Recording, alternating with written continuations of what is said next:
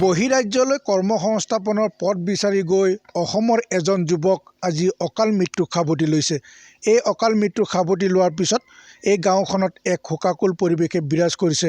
মই ৰঙাপাৰাৰ নতুন চেঁচা লাইনত উপস্থিত আছোঁ আৰু সেই গাঁওখনৰ এক শোকাকুল পৰিৱেশে বিৰাজ কৰিছে। কাৰণ একমাত্ৰ যি পুত্ৰ সন্তান, এই পুত্ৰ সন্তানে আজি অকাল মৃত্যু সাৱটি লৈছে। মই প্ৰথমে সেই ঘৰখন দেখুৱাই লৈছোঁ। এই ঘৰখনৰ একমাত্ৰ যি পুত্ৰ সন্তান আছিল জন ইন্দুৱাৰ, যোৱা 25 তাৰিখে তামিলনাডুলৈ কৰ্মসংস্থাপনৰ বাবে ঘৰৰ পৰা ওলাই গৈছিল।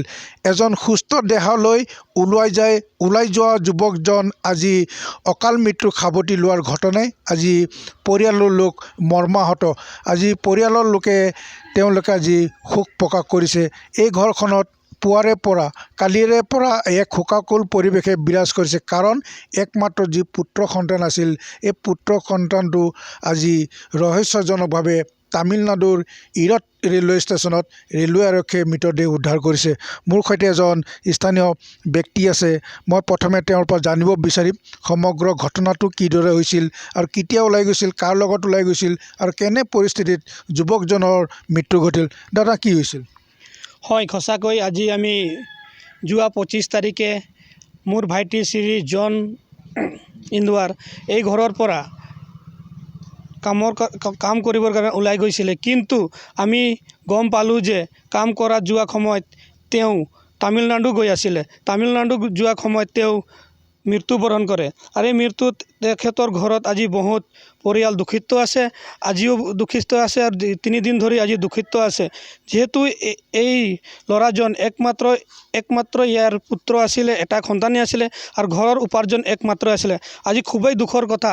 আজি আমি চেঁচা নতুন লাইন ৰঙাপাৰা অসমৰ পৰা বাহিৰলৈ কাম যোৱা সময়ত এনেকুৱা দুৰ্ঘটনা হয়। আৰু এই দুৰ্ঘটনাখন লোৱা সময়ত এজন ইয়াৰে যুৱক শ্ৰী আগষ্টিন ধানোৱাৰ, তেখেতে ইয়াক এণ্টনি ধানোৱাৰ তেখেতে লৈ গৈ আছিলে আৰু এই লোৱা সময়ত তেখেতক ভালকৈ দেখা মেলা নকৰিলে আৰু তেওঁৰ যিটো অৱস্থা আছিলে সেই সময়ত তেওঁ নিজেই ভিডিঅ' কৰিবলৈ আমি গম পাইছোঁ। কিন্তু আজি এই সময়ত তামিলনাডুৰ এই পুলিচকেইটাই তাক দেখা চোৱা কৰি ইয়াৰে এজন ছোৱালীয়ে তাক দেখা মেলা কৰি আছে, ঘৰৰ পৰিয়ালেই, আৰু তাক আজি তাক মৃত্যুৰ দেহটো উদ্ধাৰ কৰিব। হয়, তেওঁ এই যুৱকজনৰ বাইদেউক আছে। মই বাইদেউৰ পৰা কথাখিনি জানিবলৈ বিচাৰিম। আজি আপুনি অতি দুখ প্ৰকাশ কৰিছে যে আপোনাৰ ভাইটি আজি নাই, কি ক'ব? मोर भाईटी काम करे जा रहे या 25 तारीख में ओलाई रहे घर से, और हमने खबर पाली जे 28 तारीख में उकर देहांत हो जाए बोल के।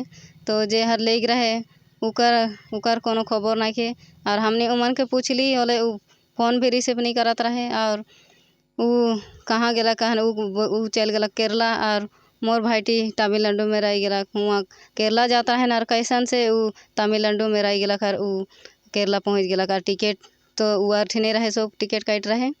और पीछे उ के पूछ कर लें तो मैं नहीं जानो ना, मोर संग तो नहीं रहे, बेलेग डाबा में उठ रहे उरकम बोलक माने।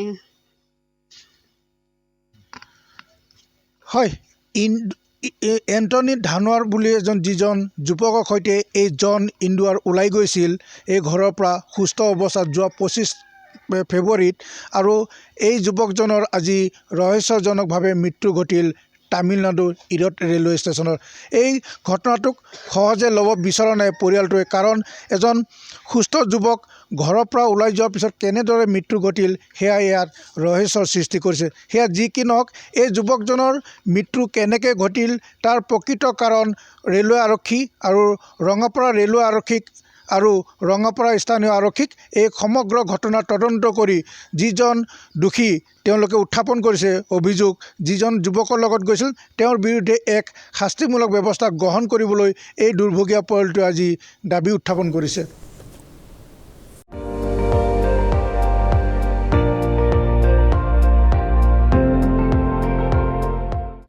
আপুনি চাই আছে ND24, সৰ্বশ্ৰেষ্ঠ নহয় সৰ্বোত্তমৰ দৌৰ।